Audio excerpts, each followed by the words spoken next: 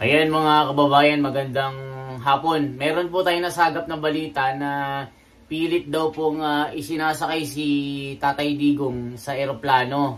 Ang tanong po, saan sila pupunta at saan dadalhin si Tatay Digong? So ito po yung pag-uusapan natin mga kababayan para po malaman natin yung mga update tungkol po sa pag-aresto kay Tatay Digong. Mainit ito ngayon eh. Ito kasing si Byron ay naglabas po ng impormasyon. Ito panoorin po muna natin saglit. Update lang tayo mga be. Pinipilit daw isakay si Pangulong Duterte sa eroplano. Okay, babalikan natin yung eksena na yan mamaya, itong pinahayag niya. Tingnan po natin kung gaano katotoo. Ngayon, ito po yung mga ganap ngayon, mga sangkay. Ito po si Senator Bongo.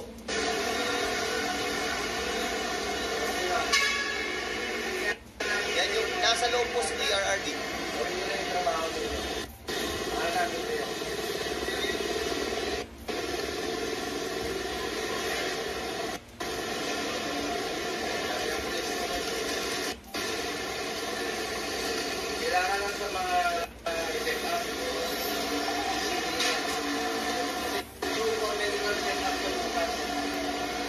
Yan po yung pag-aresto kay Tatay Digong. Alam nyo guys, ang nakakatuwa dito kay Bongo kasi siya po talaga yung, kumbaga kung mayroon man tayong nakitang solid kay Duterte, itong si Bongo eh. Kasi yung iba, yung mga kandidato ni PRRD, wala mga sangkay. Alam nyo, umeksena sila ngayon na kunwari umiiyak, late na. Ang sumalubong talaga doon na talagang nagkumahog si Bongo. Sila Philip Salvador, sila Robin Padilla, wala yun mga sangkay. Lalong-lalo na po yung sila Panelo, sila Harry Roque, nagtatago yung mga yan. Wala po sila sa airport. Totoo yan. No, parang si Bongo talaga yung laging nandyan. Si Bongo lamang. Tingnan yung ginagawa ni Bongo. Totoo yan. Nag-iikot po siya para talagang solid. Ang kalagayan ni PRRD. Hildet duas part yan kay Tatay Digong. Matindi ito. Abangan natin. Okay, so ito yung eksena. Pero alam niyo mga sangkay, bago po bumaba si PRRD, ito po yung nangyari. Meron po siyang sinabi. No? Ang tagal ko na naghihintay. Ayan. Sabi niya, you have been doing it for so long. A time, you can just please try once more. Magkita tayo. Ito po yung hamon niya po, mga sangkay, sa ICC. Ngayon, pag uwi niyang Pilipinas, ito na po ang ganap, mga sangkay. Nasaan na ba yun? Pag uwi niya po sinalubong Pilipinas, siya ng pulis. na po ay ayan na, bata-batalyon ng pulis. So, ang nangyari, binitbit na po siya. At ito po ang eksena ngayon doon po sa airbase or sa Villamor Airbase sa Pasay kung saan naroon po si PRRD. Ayan. Maraming pulis po doon ngayon mga sangkay na nakabantay. Grabe, dami. Hindi ko alam kung gaano katotoo itong sinasabi ni Byron eh. Eto, ang isa sa tanong ko lang dito, question ko, kasi wala pong yung tipong wala pong hawak silang papel mismo. Warrant of arrest, dokumento, cellphone lang. Mayroon pong warrant laban po kay former President Duterte. Ako mga sangkay, alam nyo naman yung stand ko dito. Pro-government po tayo. Pero gusto natin makita yung legal na pamamaraan. So ano kaya ito mga sangkay, no? Tingnan nyo po, pinag-question dito ni Duterte. On the basis for detention. So, what is the law and what is the crime that I committed? Show to me now the legal basis for my being here. As apparently I was brought here not of my own volition. If somebody else says, kung hindi ibang tao, ikaw siguro, those decisions. Okay, ito po yung question ni former President Duterte. Kasi ito po, pakita ko lang sa inyo. Medyo nagtaka lang din talaga ako eh. Ito po, binasa lang po mga sangkay.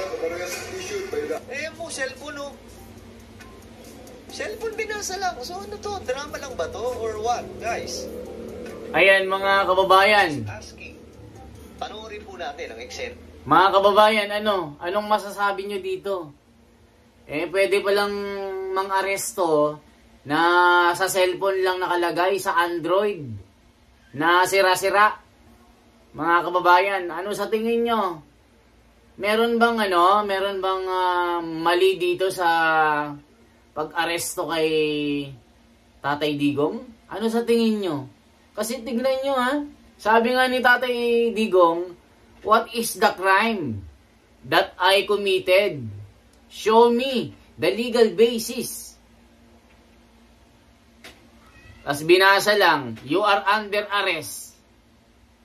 Di ba? Sinabi lang, ICC, crime against humanity. Di ba yung kanyang pagkastigo sa mga adik na mga loko-loko nung kanyang panahon na nagkaubos-ubos.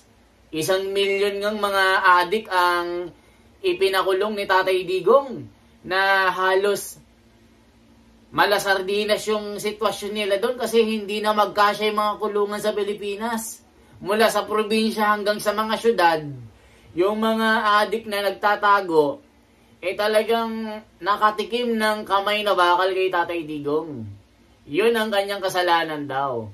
Ibig sabihin, yung mga pinaligpit niya na mga adik noon. So yan yung kasalanan niya, yan yung ibinabato ng mga kritiko. So sabi sa balita, sa mga puti, sumusunod yung gobyerno. During his administration, canceled na po yung connection sa ICC. Pakinggan pa natin mga kababayan. Ano kayong magiging kapalaran ng Pilipinas dito? Tignan nyo. Ano na to mga sangkay? Walang ganito pag mag-serve ka ng warrant, dapat po may papel kang dala. Totoo yan. Po. ICC for crimes against humanity. Hawak po, cellphone, binabasa. Cellphone. Sir, you have the right to remain silent. You have the right. Only in the Philippines. Anything you say may be used for and against you in a court of law. And I want to ask you, sir, if you understand these rights. Nakakahiya naman yung mga umaresto dito. Now that you're asking, sir, for the basis of the warrant, the ICC issued a warrant pursuant to Article 25(3)(a) of the statute for crimes against humanity and pursuant to Article 718 of the same statute for murder. Committed. O mga kapatid, mga kababayan, it's your turn to react. Give your opinion about this. What happened in the Philippines? Di ba kung magsaserve tayo ng warrant of arrest, may legal documents or may legal documents ito? May papel na babasahin ka, but cellphone na lang ngayon ang warrant of arrest. Anong nangyari sa legalities ito? Kaya na ako question meron bang mekos-mekos na nangyari? Ito lang ba ay isang palabas na kunwari ICC ito? What is your reaction? Mag-comment po kayo. Para malaman natin yung mga opinion nyo regarding dito, mga kababayan. Kasi, siyempre, ang gobyerno at ang kanyang bayan ay kasama. Kasi, siyempre, mga leader yung pinag-uusapan dito PRRD Kamay na bakal Ano sa tingin nyo, mga kababayan? Mag-comment po kayo. Pasensya na po kayo nung unang video ko, medyo emotional ako. Pero sabi ko nga sa inyo, siyempre, Pilipino lang po ako na talagang humanga lang ako kay Tatay Digong.